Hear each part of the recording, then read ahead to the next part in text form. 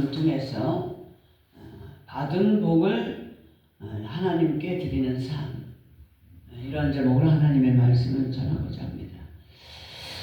이스라엘의 절기가 세 가지가 있죠. 유월절, 조실절, 그리고 초막절. 그래서 그 절기는 하나님께서 특별히 정한 곳에서 택하신 곳에서 지켜라. 그리고 절기, 모든 예배, 절기뿐만이 아니라 모든 예배는 하나님 앞에서 드리고 하나님께서 택하신 곳에서 우리가 지키고, 그리고 하나님 앞에 올 때 힘대로 드려야 된다. 그러니까 공수로 하나님 앞에 오지 말라, 이렇게 말씀하고 있잖아요. 그러니까 하나님께 올 때는 우리가 빈손으로 오지 말아라. 그러니까 모든 제사에는 제물이 있듯이 모든 예배에는 우리가 예물을 가지고 오는 것이 정석이고 정상입니다. 그러나 형편에 따라서는 우리가 형편이 안 될 때는 우리가 많은 제물을 드리지 못한다 할지라도 그래도 하나님 앞에 단돈 얼마라도 빈손으로 오지 않고 그것이 하나님을 예배하는 자의 기본 자세라고 성경은 말씀하고 있어요. 오늘은 추수감사절인데 이스라엘에서는 유월절, 조실절, 초막절을 지키죠. 추수감사절은 특별히 가을 추수에 대한 감사로 드리는 절기입니다. 그래서 오늘날 우리 기독교에서 드려지는 추수감사주일이 초막절. 그러니까 초막절은 수장절, 맥주절, 장막절 이렇게도 이야기하고 있습니다. 그래서 우리가 그 유래는 이스라엘의 절기 가운데 이스라엘의 맥주절이나 장막절에서 유래된다고 볼 수가 있어요. 그런데 이 추수감사절의 탄생은 여러분들이 잘 알다시피 잘 알지만 다 아는 얘기지만 그래도 우리가 하나님의 말씀을 자꾸 되새김질하고 자꾸 곱씹고 듣고 읽고 또 우리 주의 종교 같은 경우에는 자꾸 선포할 때 그 말씀이 우리 심령 가운데 새겨져서 신비에 새겨서 그래서 우리가 하나님의 자녀로서의 삶을 사는데 정말 하나님 은혜 가운데 살 수 있는 줄 믿습니다. 아멘. 그래서 추수감사절은 과거에 영국에 있던 정교도들이 메이플라워 호를 타고 그 구교도, 그러니까 구교도는 뭐냐면 천주교의 박해를 피해서 미국으로 102명이 건너갔어요. 그래서 1620년 4월 5일에 영국을 떠나서 11월 20일에 플리머스항에 도착을 했습니다. 그런데 그해 너무너무 혹독한 겨울 추위 때문에 또 춥고 또 이제 인디언들이 본토 사람들이 자기네 땅을 침범하는데 가만히 있겠어요? 우리도 우리 집안에 이렇게 울타리를 치고 집이 있는데 남들이 들어오면 그거를 그 사람들을 도적으로 알지, 도적이나 강도로 알지, 누가 대문 열고 들어오는 것도 아니고 나 들어온다고 들어오는 것도 아니고 그냥 배 타고 건너와서 먹고 살 거 없으니까 이리저리 또 그 가운데서도 인디언들을 또 약탈하는 경우도 있을 거 아닙니까? 그래서 다 많이 죽고 48명만이 남았어요. 그래서 엠파이어 스테이트 빌딩이 영국의 청교도 102명을 기념해서 102층으로 지하 2층, 지상 102층으로 지어진 건물인 줄 믿습니다. 그런데도 불구하고 또 돕는 인디언들이 있었어요. 그래서 인디언들의 이제 도움으로 생명을 건진 그 사람들이 이제 한 해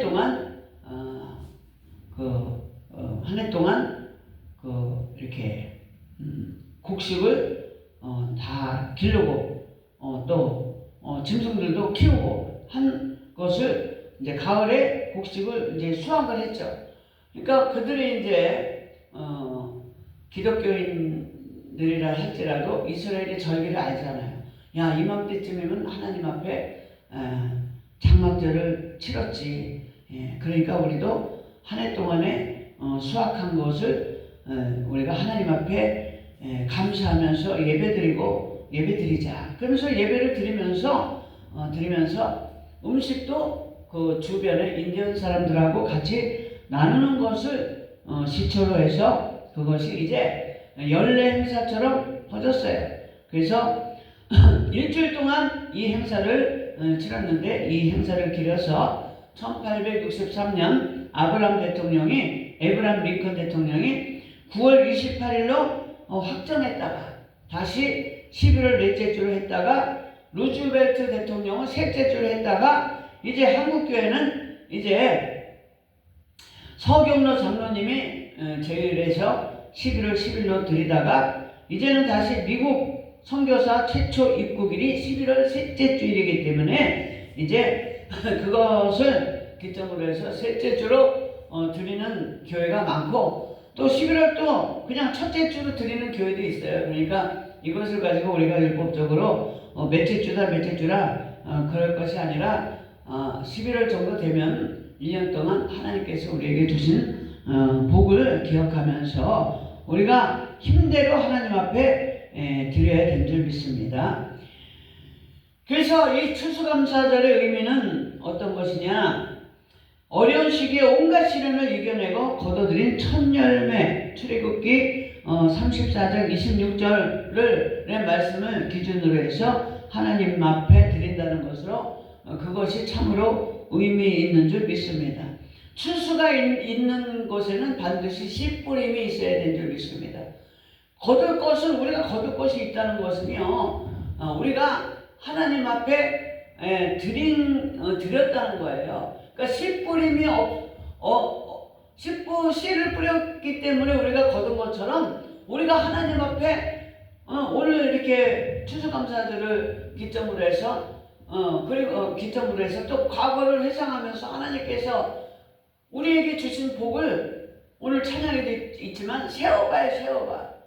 세워보는데 우리가 받은 복은 물론 하나님이 우리를 사랑해서 주신 것도 있지만 우리의 헌신, 씨 뿌림이 있었기 때문에 오늘도 하나님께서 우리에게 귀한 복을 주신 줄 믿습니다. 그래서 성경에는 갑절의 축복도 있고 30배, 60배, 100배의 갑절에 100배의 축복이 있는 줄 믿습니다. 그러면서 이 추수감사의 목적은 뭐냐? 그 어려움을 기억해내는 거죠. 기억하는 거죠. 광야 생활을 기억해야 된다는 거죠. 이스라엘도 40년 광야 생활을 하면서 처음에 건너고 나서 하나님 앞에 예배를 드렸죠.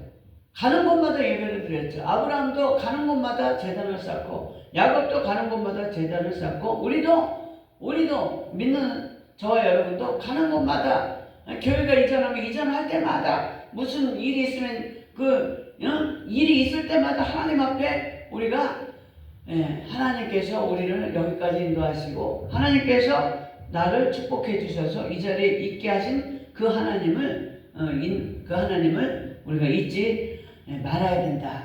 그리고 이번 추수감사절을 통해서 열매를 맺은 것을 감사하고, 열매를 맺으려면 반드시 우리가 심어야 된다. 씨를 뿌려야 된다. 씨를 뿌리지 아니하면 열매를 거둘 것이 없다.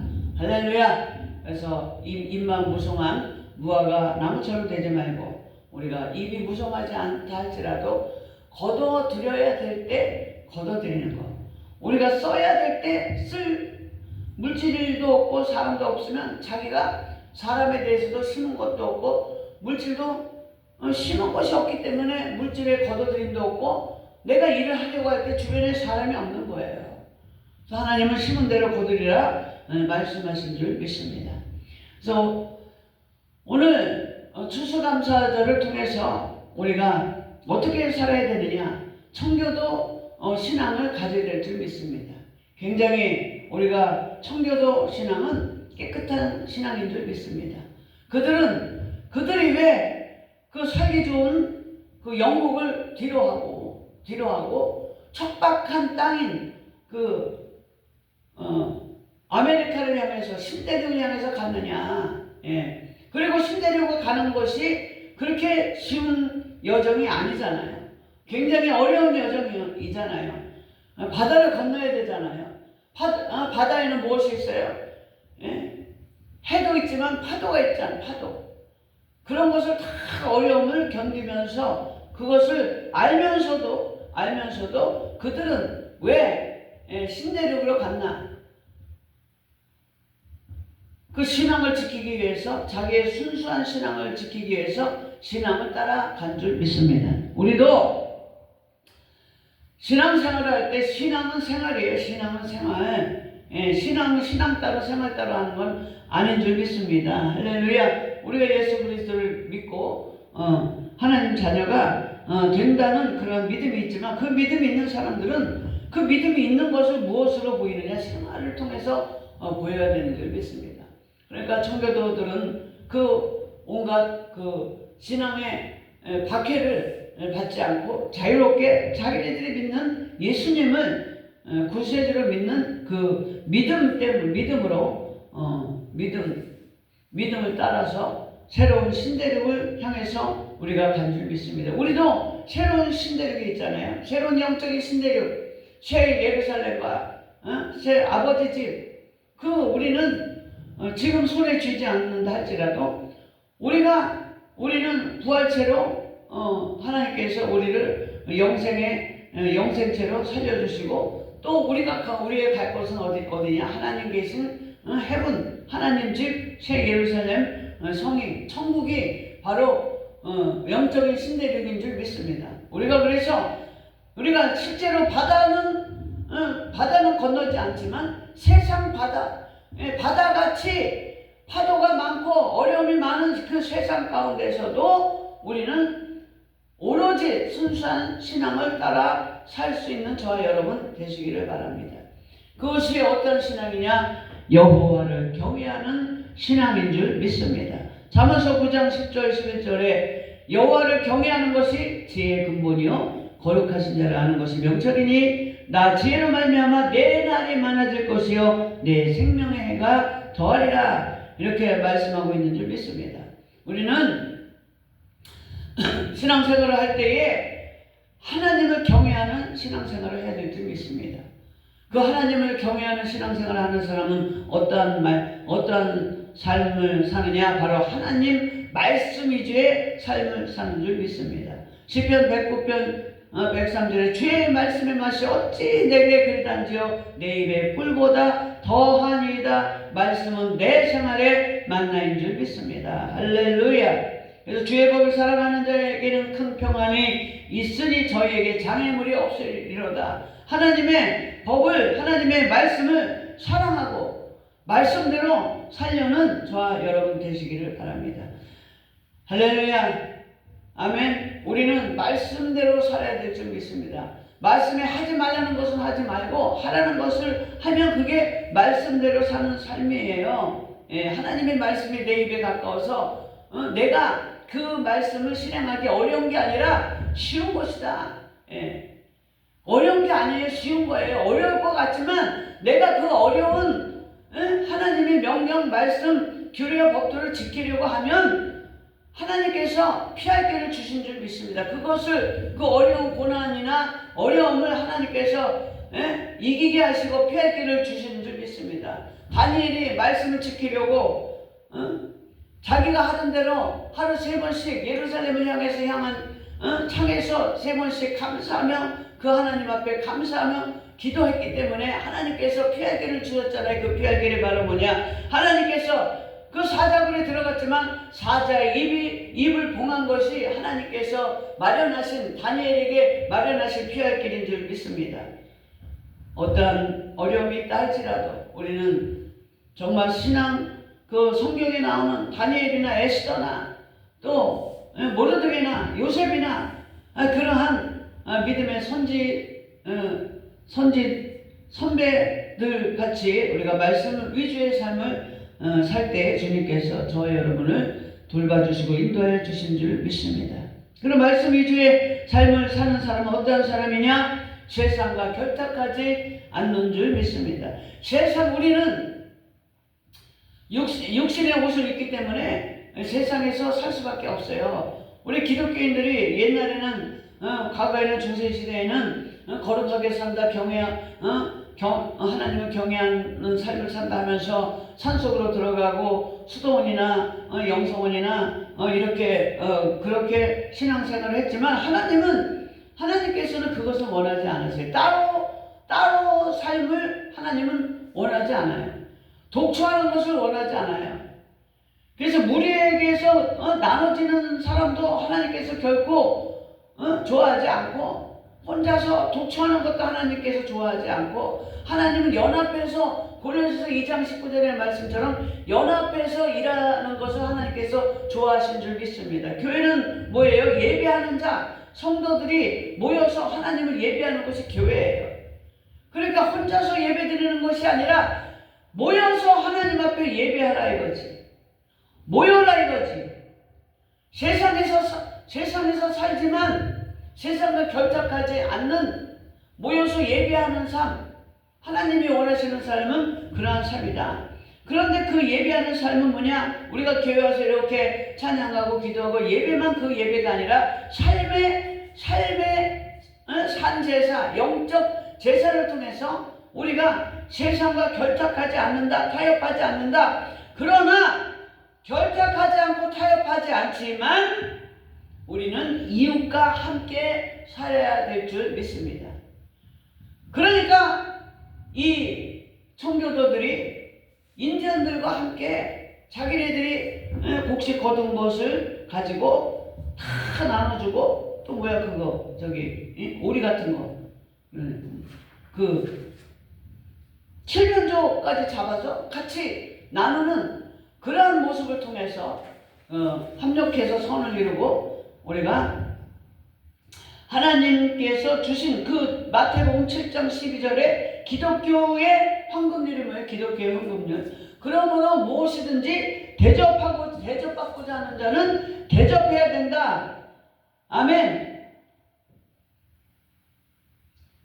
그러므로 무엇이든지 남에게 대접을 받고자 하는 대로 너희도 남을 대접하라. 이것이 율법이요 선지자니라. 기독교의 황금률이 바로 마태복음 7장 12절인데, 우리가 대접을 받고 싶어서 대접하는 것이 아니라, 예수님께서는 이웃 사랑을 실천하라고 하셨잖아요. 내 이웃을 사랑하라.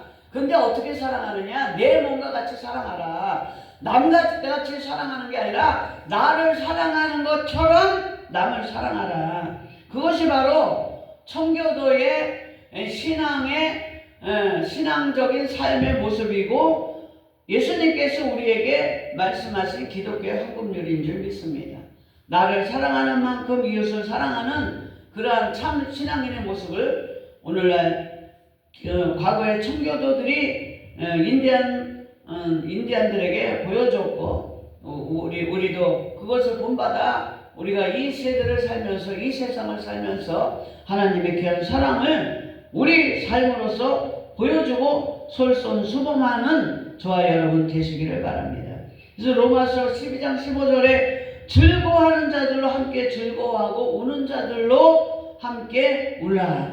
아멘. 우리가 전도서 4장 12절에도 한 사람이면 패하겠거니와 두 사람이면 능히 당하나니 삼겹줄은 쉽게 끊어지지 아니하니라. 그래서 우리가 포용력을 가지고 그 청교도가 인디언들과 함께한 것처럼 우리도 세상에 살지만 하나님을 경외하고 말씀 따라 살고 세상과 결탁하고 타협하지 않지만 이웃사랑을 나눔을 통해서 추수감사절의 의미를 다시 한번 되새겨보고, 다시 한번 추수감사절의 의미처럼, 그 목적처럼 우리가 신앙생활을 할 때에 정말 우리가 세상에 있지만 빛과 소금의 역할을 감당할 수 있는 저와 여러분 되시기를 바랍니다.